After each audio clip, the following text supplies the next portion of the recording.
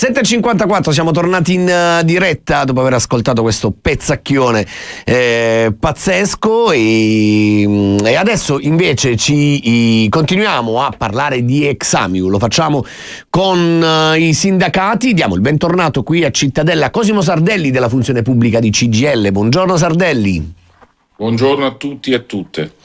Allora, Sardelli, parlavamo poco fa con Fabio Venere, la situazione, la volontà politica, la volontà di mantenere l'Examiu pubblica, nonostante un debito, un buco di oltre 40 milioni di euro, sembra una strada sempre più in salita.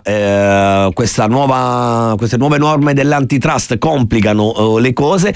Ieri avete inviato anche un comunicato stampa in cui avete puntato il dito contro la maggioranza e dicendo sostanzialmente che non c'è il coraggio di dire la verità, ecco, ma che in realtà, almeno da quello che mi pare di comprendere leggendo il vostro comunicato, secondo voi più o meno ci sono dei disegni già preordinati verso la privatizzazione, o ho capito male?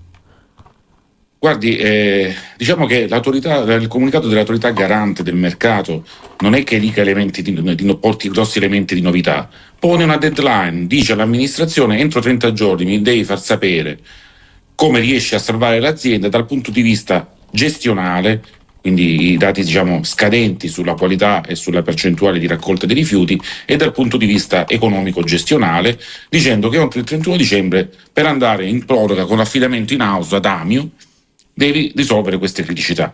Ma sono elementi che ormai si conoscono da anni, non è un elemento di novità. Delle difficoltà gestionali ed economiche di Amiu prima, Chimambiente poi, non è certo un segreto di Fatima, tutta la città conosce. Ciò che a noi fa veramente rabbia, che dopo una serie di interlocuzioni in sede sindacale, in sede aziendale, in sede prefettizia, noi veniamo a scoprire attraverso una fantomatica riunione di maggioranza che in concreto, al di là delle smentite più o meno credibili, si sia parlato chiaramente in questa sede, che non è una sede istituzionale, di fallimenti e o privatizzazioni.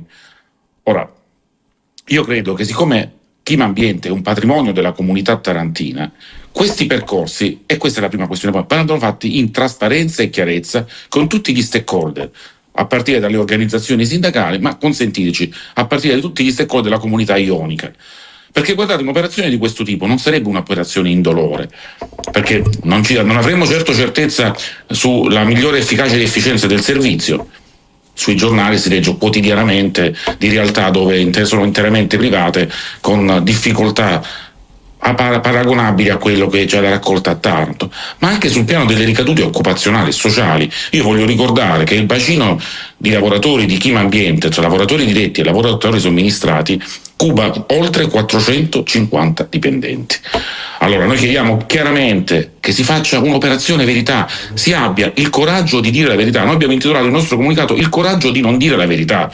Ci devono dire ora, nelle sedi istituzionali, quali sono, se intendono adottare, perché adesso noi ci poniamo anche questo dubbio, le iniziative per cercare un obiettivo non semplice di salvaguardare la natura pubblica con una raccolta efficace ed efficiente e con il mantenimento dei livelli occupazionali, perché fino ad oggi sono cambiate le amministrazioni, sono cambiati i CDA, sono cambiate le maggioranze, si parla tanto di salvaguardia, di salvataggio di Chimambiente, ma in realtà poi di azioni concrete che siano strutturate. Guardi Sardelli, scusi se la interrompo, poco fa parlavamo con Fabio Venere che illustrava un po' i tre scenari, dalla ricapitalizzazione alla ristrutturazione del debito al crack e la privatizzazione, ma in realtà poi Venere ha detto ce n'è anche una quarta, che è quella di non fare niente, di continuare a galleggiare.